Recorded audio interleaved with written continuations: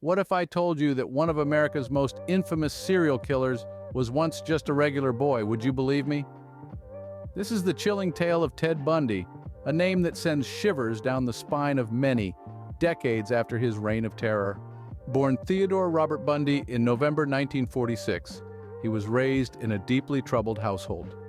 His mother, Eleanor Louise Cowell, was unmarried and young, a situation that was highly stigmatized at the time.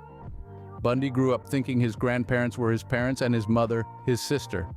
This early deception sowed seeds of resentment and confusion, potentially contributing to his later psychopathic tendencies.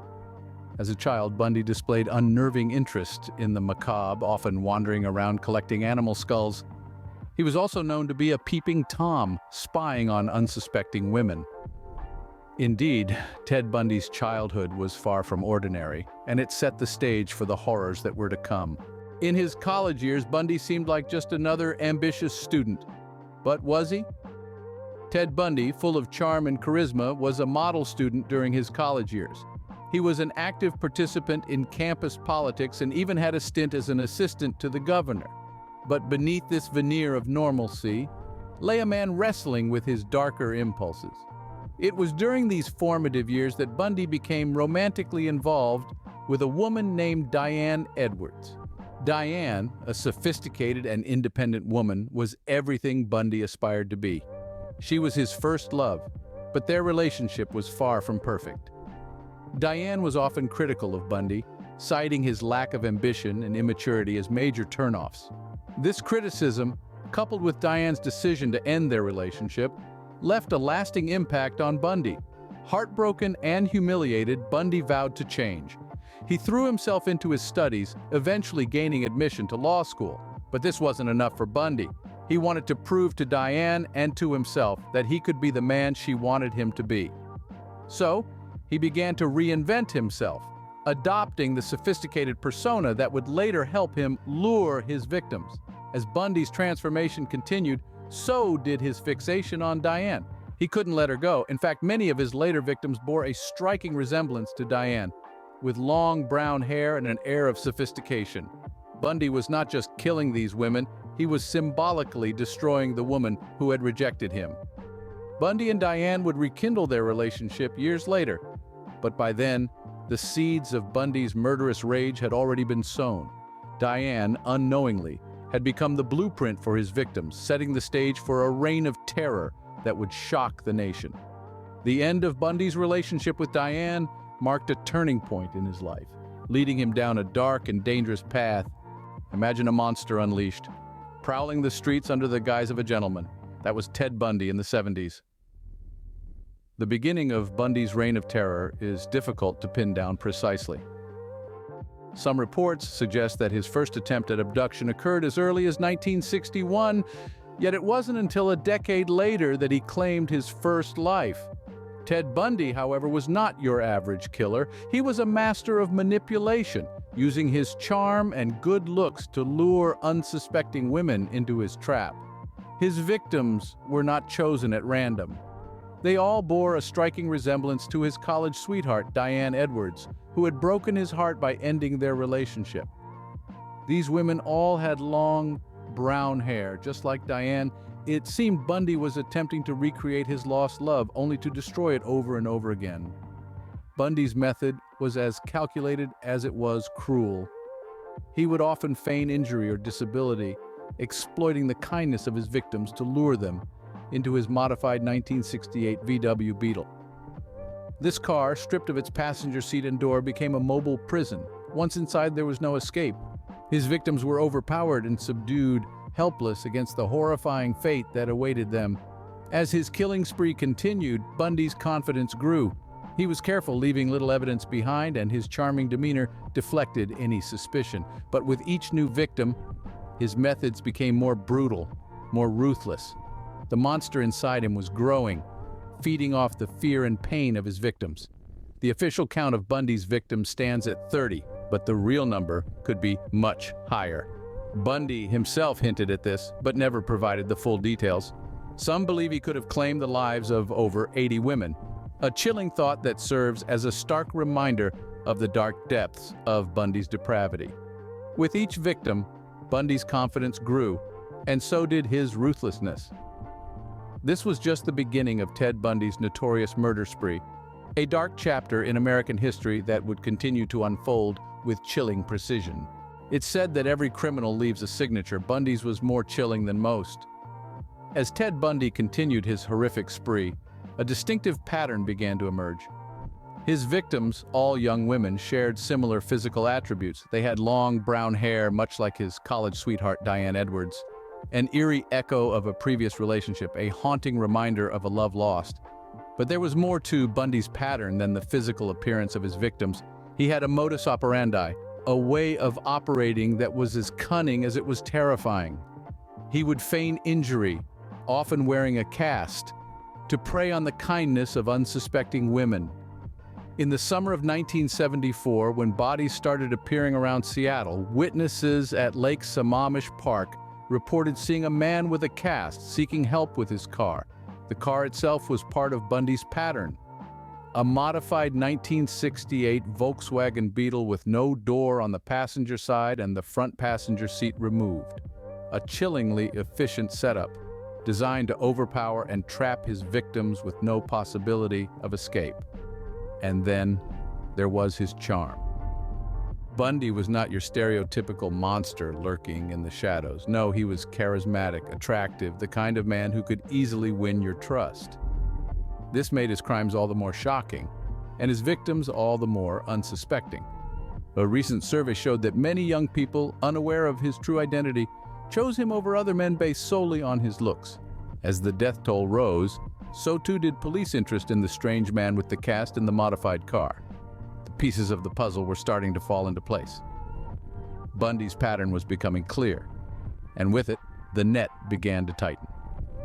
Bundy's pattern was his undoing, a grim signature of a serial killer, the signature that would eventually lead to his downfall, revealing the true face of the man behind the charming facade. A man who would become known as one of America's most notorious serial killers. Bundy's downfall came at the hands of his youngest victim, Kimberly Leach. This 12-year-old girl became the key to unraveling the horrifying string of murders that had plagued America throughout the 70s. On February 9, 1978, Kimberly disappeared. Witnesses reported seeing a man matching Bundy's description leading her towards his car. Upon investigation, her blood, clothing, and skin fibers were found in his vehicle. This crucial evidence became the linchpin that tied Bundy to a gruesome series of killings. Bundy's arrest sparked an intense trial, one that gripped the nation. The prosecution presented a damning case bolstered by the physical evidence found in Bundy's car and the chilling testimonies from witnesses. The trial offered a glimpse into the mind of a monster as Bundy desperately tried to maintain his innocence against the mounting evidence. But perhaps the most startling revelation came from Bundy himself. As the trial progressed, Bundy hinted at the possibility of more victims, potentially increasing the number from 30 to over 80. This confession, coupled with his nonchalant demeanor in court, sent shivers down the spines of those in attendance. As the evidence stacked up, Bundy was offered a lifeline. The police, eager to solve the remaining cases, offered him a plea deal, 75 years in prison in exchange for a confession to the murders of Kimberly and other girls. This was an opportunity for Bundy to escape the looming threat of the electric chair.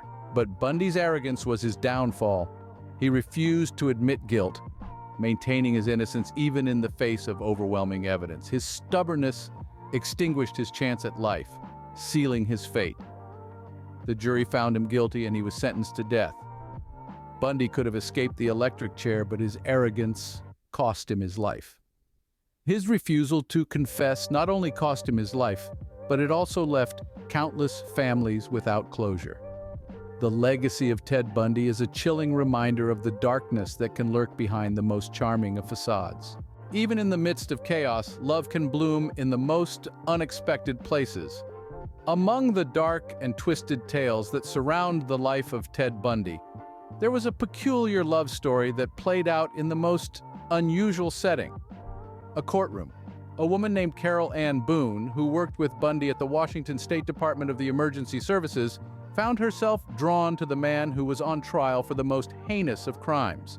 Their friendship had begun years before, and despite the horrific accusations against Bundy, Boone fervently believed in his innocence.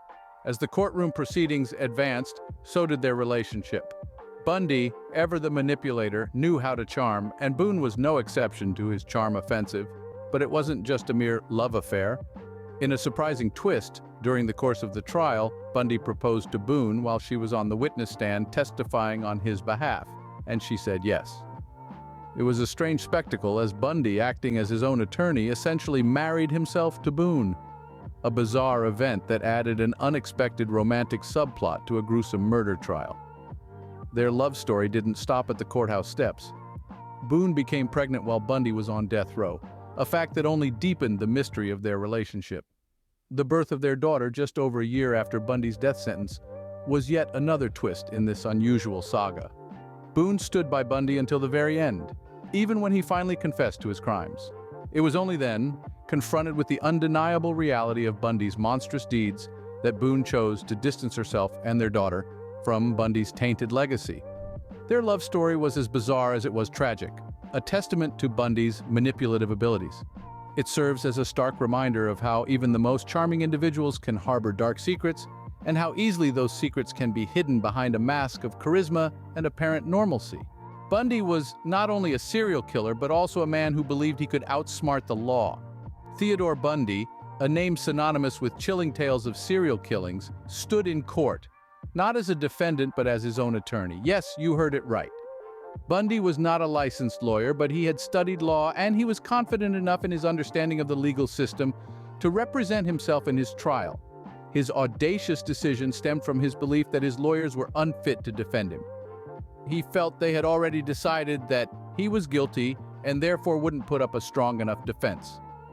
He was determined to prove them wrong, to prove everyone wrong. He thought he could charm the court just as he had charmed his victims, but Bundy's legal acumen was not as refined as he might have believed. He was dealing with seasoned prosecutors who were well-versed in their craft. His lack of experience and his inability to separate himself emotionally from the proceedings led to a series of missteps and oversights. His self-representation was marked by grandstanding and dramatics, often causing the courtroom to devolve into a spectacle. He would often challenge the prosecution's evidence, but his arguments were often rambling and lacked legal grounding. Bundy's decision to represent himself didn't just affect the trial proceedings, but also had a significant impact on his personal life. He proposed marriage to his girlfriend Carol Ann Boone while she was on the witness stand, turning the courtroom into a bizarre stage for his personal drama. This further complicated the legal proceedings and made it harder for the court to remain focused on the evidence at hand. Despite his bravado and confidence, Bundy's self-representation did not go as planned. His inability to provide a strong defense and his tendency to turn the courtroom into a circus ultimately led to his conviction. Bundy's audacity knew no bounds, not even in the face of his impending death. His attempt to outsmart the law was as chilling as his heinous crimes, leaving a lasting impression on the annals of American criminal history. The tale of Ted Bundy lives on, a chilling reminder of the darkness that can lurk beneath a charming facade. His reign of terror spanning the 1970s left a deep, indelible scar on American society, a wound that still echoes in our collective consciousness today. Bundy's heinous crimes against more than 100 women were not simply acts of violence. They were a perverse manipulation of trust, a grotesque distortion of human relationships. His gentlemanly appearance and calm demeanor were his weapons, as lethal as the blunt force he used to end the lives of his victims. When he was finally brought to justice, the world watched in horror and fascination as the details of his crimes unfolded. His trial was among the first to be nationally televised in the United States, forever altering the way we perceive and consume true crime. Bundy's death in the electric chair in 1989 marked the end of a gruesome chapter in American crime history. Yet even in death, his legacy persists. His life and crimes have been the subject of countless books, documentaries, and films, serving as grim reminders of the evil that can hide behind a charming smile. In the realm of pop culture, Bundy's story has been depicted and dissected from every angle. From the critically acclaimed documentary Conversations with a Killer, the Ted Bundy tapes, to the biographical crime drama Extremely Wicked, Shockingly Evil and Vile, his chilling persona continues to captivate audiences worldwide. But the legacy of Ted Bundy is not just confined to the pages of a book or the frames of a movie. It is a lasting testament to the importance of vigilance and awareness in a world that can sometimes hide monsters in plain sight. His story serves as a stark reminder that evil can be found not just in the shadows, but in the most unexpected places. Ted Bundy's life was a terrifying journey into the mind of a killer, a journey that serves as a stark reminder of the evil that can exist in our world.